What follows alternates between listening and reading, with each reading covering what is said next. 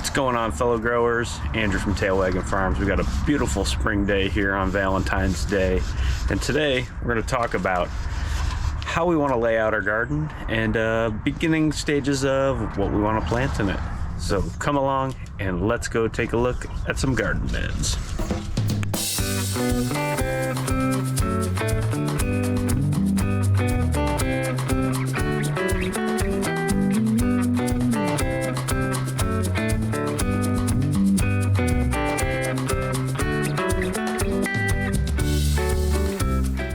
First, let's talk about the different methods people use to grow. For most of us, our biggest constraint is going to be the amount of space that we have to grow as home gardeners. Unfortunately, we don't all have endless acres like the commercial monocroppers, but to be honest, as much as I love onions, I don't think I could eat acres of them. First up is containers. This is the simplest way for a lot of us to start. It was our first start, and the gardening was with a small container garden on our patio.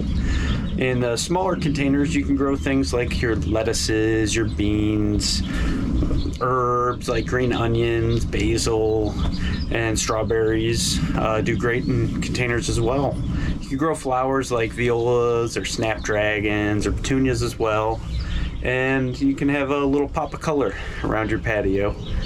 And for stuff like tomatoes, peppers, eggplants, some of the bush varieties of squash and bush varieties of melons, you need a larger container like the 5 to 7 gallon range.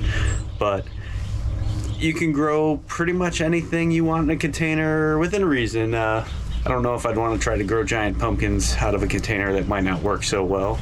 Seed companies will typically list what type of varieties that they have that do better in containers, which is nice, and it's a pretty good idea to adhere to those guidelines. You can stray from them a little bit, but you might not get the best performance out of them. Also, there's many different types of materials that containers can be made of. You have your plastic and vinyl pots, like our hanging baskets around here, or our little nursery pots. You can also have things like cloth grow bags or pottery like terracotta. Each of these has their own benefits and their own cons, but they're all great to grow in. An example of some of these pros and cons is grow bags in terracotta does dry out a little bit quicker than the plastic or vinyl pots. This can be good for plants that like their soil a little bit drier. And what's really nice about grow bags is that they air prune the roots. Once those roots hit the air, they stop growing, so they don't spiral around the bottom of the container like in a plastic pot. Next up, let's talk raised garden beds. Here at Tail Wagging Farms, we utilize a couple different varieties of raised garden beds. We started out initially with just regular non-pressure treated wood beds. They lasted about 3 years before they rotted. We do use some pressure treated lumber beds, but just for flower crops. To each their own. I'm not a fan of using pressure treated with my food crops, but you do you. Here's one of our wooden raised garden beds with some daffodils and violas in it. Some colors starting to pop. Hopefully your spring's starting to get like this too. Now for our vegetables, we primarily grow in these coated metal raised beds. We're not sponsored in any way, shape, or form by these guys, so you get an honest review. These are from Vago Gardens, and first, pros and cons. These beds are going on their 3rd season now. They still look like they did when they came out of the box. I think they look nice. They hold a lot of material. Working in them is really easy in these high beds because you don't have to bend over at all. The low beds, you don't have to bend all the way to the ground. They work really nice with a little garden stool next to them. Now for the cons. They're expensive. No way of putting that lightly.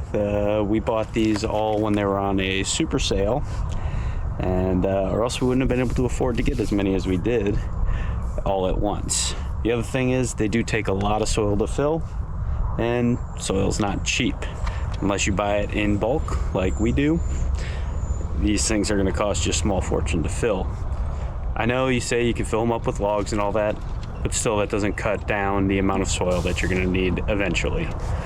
These are about 1/3 of the way filled with logs, and to be honest, I would have just filled them up completely with soil if I did it over again.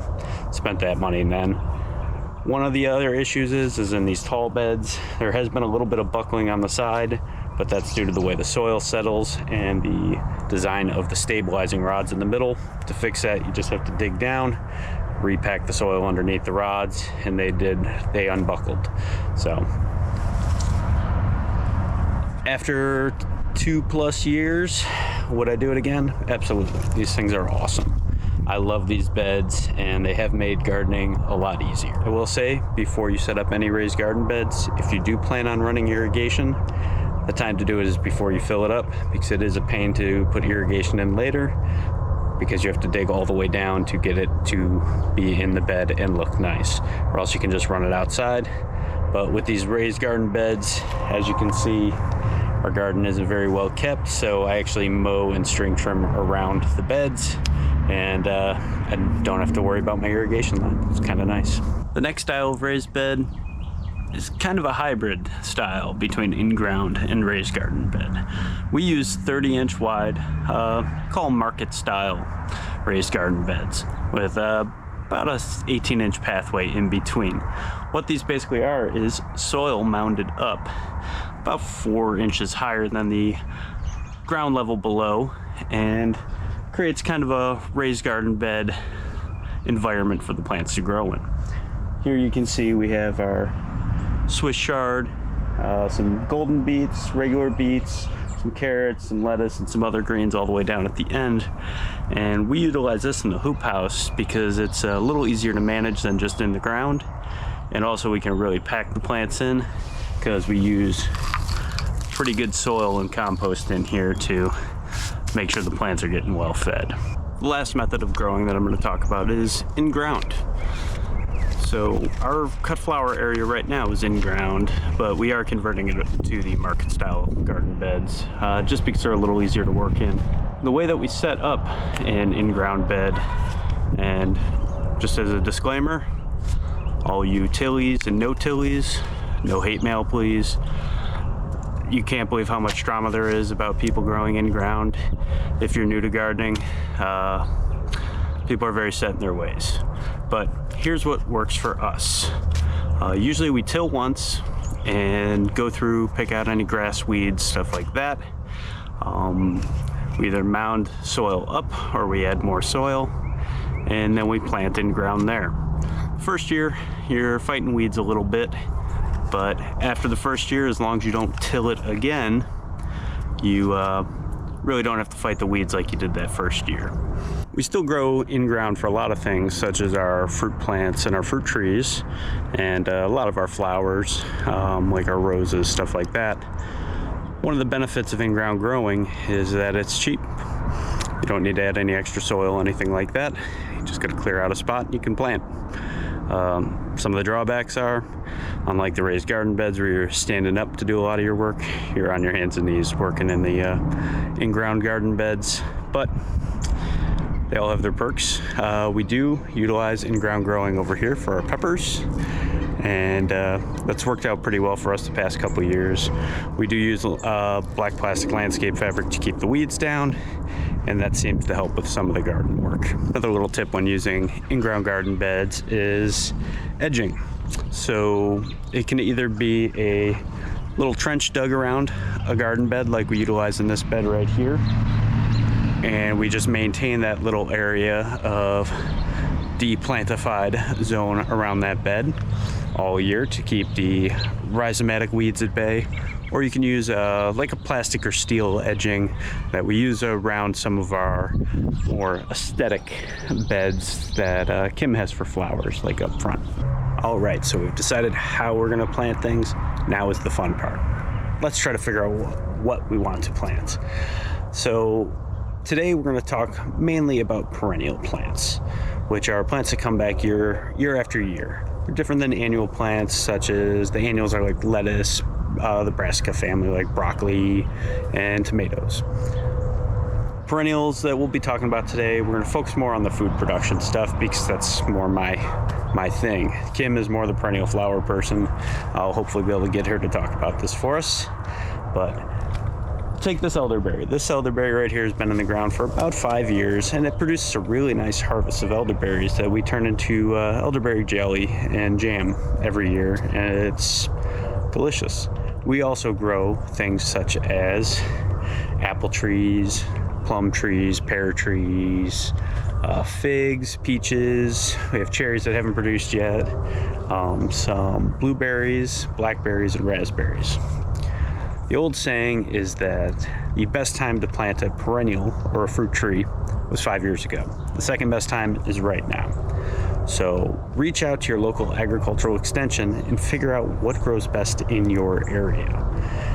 A number of factors could make one plant that grows well for me here in North Carolina not grow well for you up in New York or say down in Florida. It's best to reach out and find out which ones grow best for us specifically. These can be due to another number of different factors such as the climate, day length, disease pressure, and one of the most important factors is how cold it gets in the winter. That can be a good thing or a bad thing depending on what you're trying to grow. Another perennial that we grow here is asparagus. This little asparagus patch that we have here, it's about 5 foot by 10 foot, produces enough asparagus to feed us for about a month, and we eat it so much that Kim complains and says, no more asparagus until next year, please. Asparagus is grown from crowns, and you buy them from a supplier or at a store, and you plant them about 6 inches down. The first year, you don't really get to harvest off of them at all. Second year, you might get a spear or two, but from the third year on is when production really gets in heavy. So you want to get that in the ground sooner than later.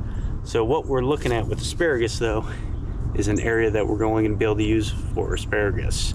So you want to set aside a spot that's full sun, and it doesn't look like much now, but about a month, this whole patch will have little asparagus shoots shooting out every day that will be coming out here to eat. And by the end of the summer, it'll have ferns that are 5 feet tall that'll grow all the way through the fall. You gotta leave those ferns there because they recharge the crowns underground to give us our next year's harvest. Now let's talk annuals. These are the typical vegetables when you think of a garden. Your onions, brassicas such as broccoli, kale, tomatoes, stuff like that. Stuff that we need to grow year after year. Our biggest determining factor is once again going to be space and what our goal is for our garden. For me, my goal is to grow as much food as I possibly can. For other people, it's just to grow food, maybe different varieties of stuff to supplement their grocery bill and just have a little bit of variety in their life. This bed right here is full of some overwintered onions or short day onions and a couple of leeks. They should be ready to harvest in a couple of months once our days start getting a little bit longer in the springtime.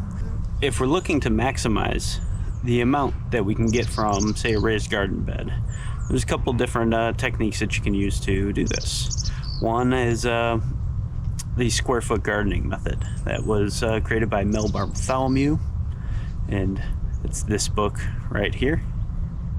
And basically what it is you lay out a grid pattern, 1 by 1 foot grids, and he tells you how many of each certain vegetable that you can plant within that grid to maximize the amount of harvest you get from that space.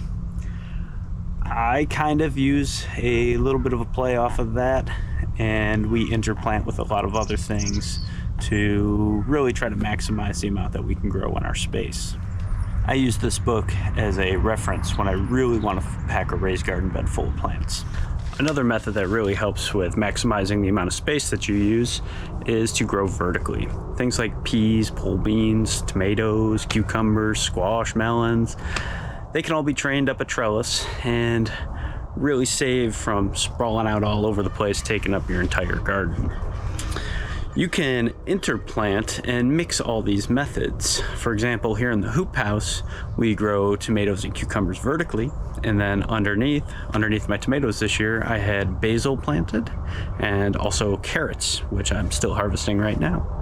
The most simple method that you can use, and the one that we're most all familiar with, is row cropping.